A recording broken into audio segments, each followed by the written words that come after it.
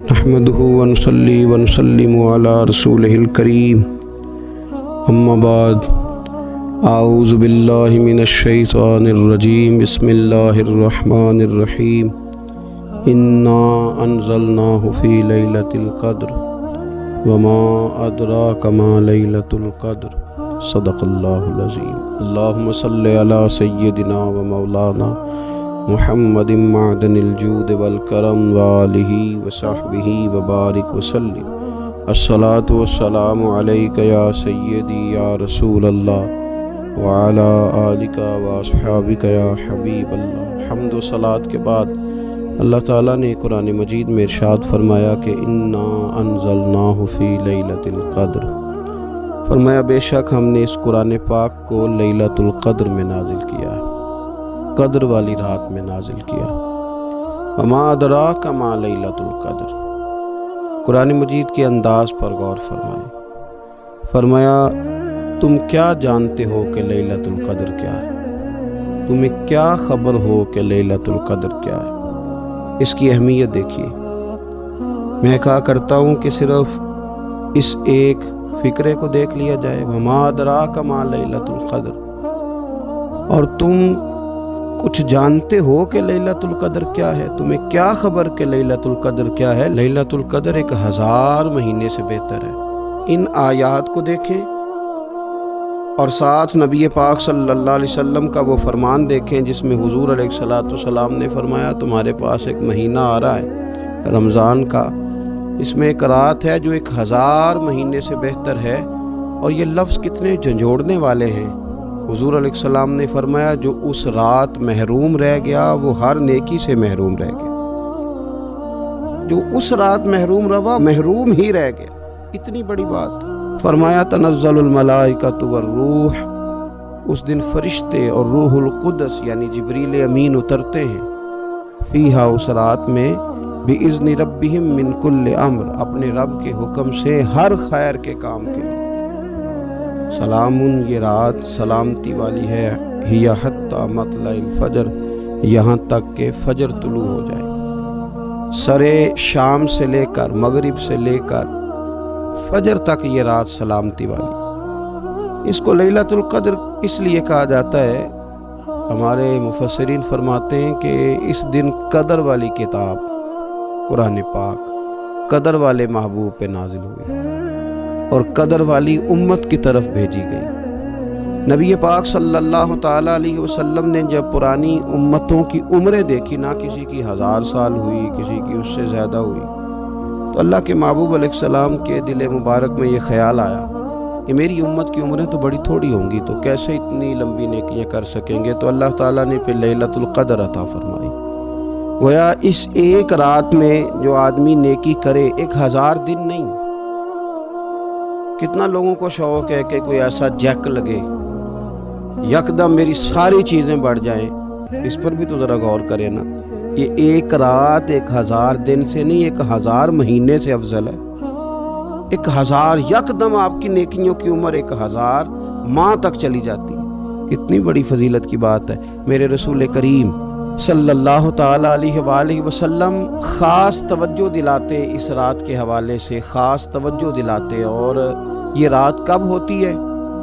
صحیح حدیث میں موجود ہے، نبی پاک صلی اللہ تعالیٰ علیہ وسلم نے فرمایا کہ اسے رمضان کے آخری عشرے میں تلاش کرو۔ گویا یہ جو 5 طاق راتیں ہیں نا، 21ویں، 23ویں، 25ویں، 27ویں، 29ویں، ان طاق راتوں میں اس رات کو تلاش کرو۔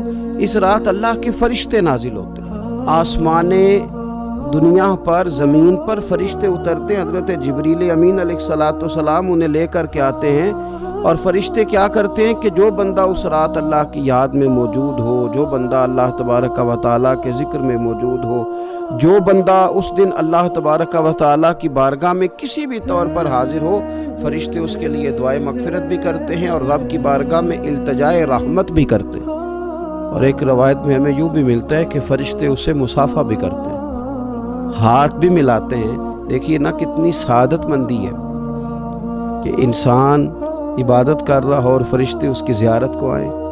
ہمارے صوفیاء فرماتے ہیں تو پکا پروگرام بنا لے عبادت کا، فرشتے کئی بار تیری زیارت کو آیا کریں گے۔ اور پھر ایک اور بات یہاں بڑی قابل توجہ ہے کہ انسان جب محسوس کرتا ہے نا مجھے کچھ دیکھ رہا ہے، تو ذرا اس کی عبادت کا انداز بھی تھوڑا تبدیل ہو جاتا ہے۔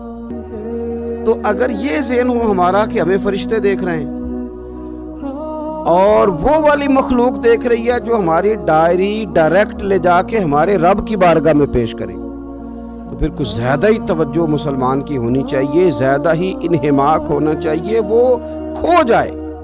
ٹھیک ہے ہم کمزور بھی ہیں، ہمارے اندر کچھ پریشانیاں بھی ہیں، ہماری بیماریاں بھی ہیں، ہم لاغر بھی ہیں، ضعف بھی آ جاتا ہے، تھکاوٹ بھی ہمیں آ لیتی ہے، لیکن لمبی تو بات ہی کوئی نہیں، 5 تو طاق راتیں۔ حضرت سیدہ عائشہ صدیقہ رضی اللہ تعالیٰ عنہ ارشاد فرماتی ہیں کہ جب رمضان کا آخری عشرہ شروع ہوتا تھا نا تو نبی پاک اپنی کمر کس لیتے تھے عبادت کے لیے، خود بھی رات کو اٹھتے تھے، ہمیں بھی جگاتے تھے، کیونکہ سونے کے دن تو نہیں ہے، تو جاگنے کے دن ہے۔ ساون کی کالی راتوں میں جب بوندا باندی ہوتی ہے وہ راتوں کو اٹھ اٹھ روتے ہیں جب خلقت ساری سوتی ہے، یہ رب کے بندوں کی شان ہے۔ اور ویسے بھی درویش کہتے ہیں کہ رات پوے تے بے درداں نو نیند پیاری آوے، درد منداں نو تے یاد سجن دی سوتیاں بھی آن جگاوے۔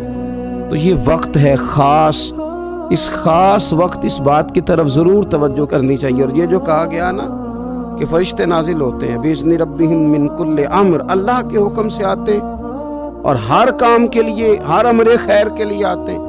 اس میں بھی ہمارے مفسرین نے لکھا ہے کہ وہ تمہارے لیے پورے سال کا فیصلہ کریں گے کہ تمہیں کیا دیا جائے گا، تم کیا حاصل کرو گے اللہ تبارک و تعالیٰ کی بارگاہ سے۔ تو اس کا معنی یہ ہوا کہ پھر تو یہ لینے کی رات ہے، ایسا نہ ہو کہ فرشتے آئے ہوں رب کی بارگاہ سے یہ پیغام کرم ہو کہ دینا ہے اور لینے والے سو رہے ہوں، وہ آرام میں ہوں۔ تو یاد رکھیں خیرات اسی کے پیالے میں آتی ہے جس کا پیالہ سیدھا ہوتا ہے، اور اگر پیالہ ہی سیدھا نہ ہو تو خیرات پھر پیالے میں نہیں آیا کرتی۔ تو پھر اس کو جو کہا گیا نا کہ یہ سلامتی والی ہے، تو اس میں ایک اور بات بھی ہمارے پھر مفسرین نے لکھی ہے کہ اس رات شیطان تو ویسے ہی قید ہے، اس رات بندے کا نفس بھی نہیں اسے تنگ کرتا۔ یہ طاق راتیں اتنی حسین ہے کہ تھوڑی سی بندہ ہمت کرے تو اللہ عبادت کے لیے اس کے دل کو قرار عطا کر دیتا ہے، اسے سکون ملتا ہے، طبیعت ٹھنڈی ہو جاتی ہے اور وہ بڑے ذوق کے ساتھ اللہ کی عبادت کرتا ہے۔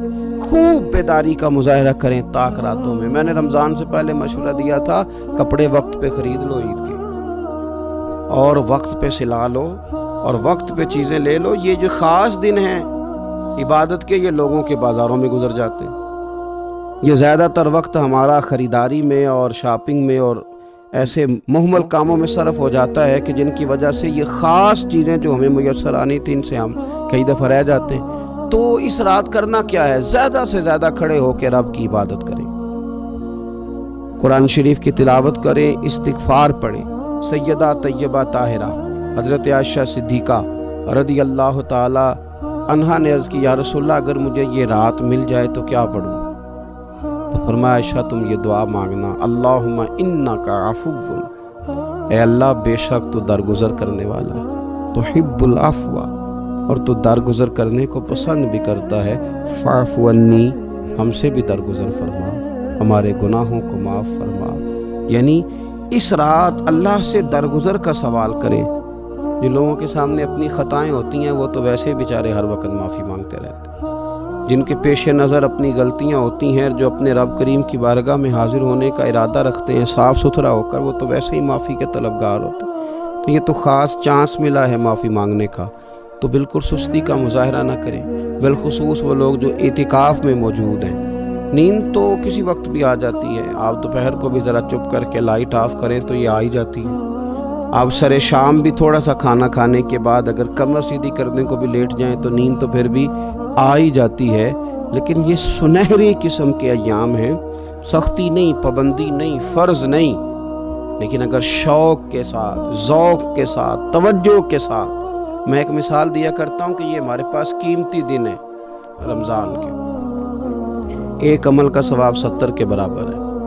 تو جس طرح انسان کے پاس کوئی چیز تھوڑی دیر کے لیے آئے تو اس نے جانا ہو تو لوگ اس سے زیادہ فائدہ اٹھانے کی کوشش کرتے ہیں۔ دیہاتوں میں نا غریب گھروں میں استری نہیں ہوتی تھی، ہر گھر میں نہیں ہوتی تھی، تو کسی پڑوس سے استری لے کے آتے تھے تو بوڑھے لوگ یہ کہا کرتے تھے کہ زیادہ کپڑے استری کر لو، استری واپس کرنی ہے۔ جس چیز کو واپس کرنا ہو تھوڑی دیر کے لیے ہمارے پاس ہو، اس سے زیادہ لوگ نفع لینے کی کوشش کرتے ہیں، تو یہ تو تھوڑے دن باقی رہ گئے، راتیں تھوڑی رہ گئی، زیادہ نفع لینے کی کوشش کریں۔ اللہ تعالیٰ اس سال جب فرشتے لیلۃ القدر پہ آئیں تو وہ امت مسلمہ کے لیے ایسا رحمت کا پیغام لے کے آئیں کہ دین پھر سے غالب ہو جائے، اسلام پوری دنیا کے اندر اپنے غلبے کے ساتھ سامنے آ جائے، کفر کا، ظلم کا، زیادتی کا، جبر کا ہمیشہ کے لیے خاتمہ ہو جائے۔ اور اللہ تعالیٰ اس سال لیلۃ القدر میں جن لوگوں کو معاف کرے گا،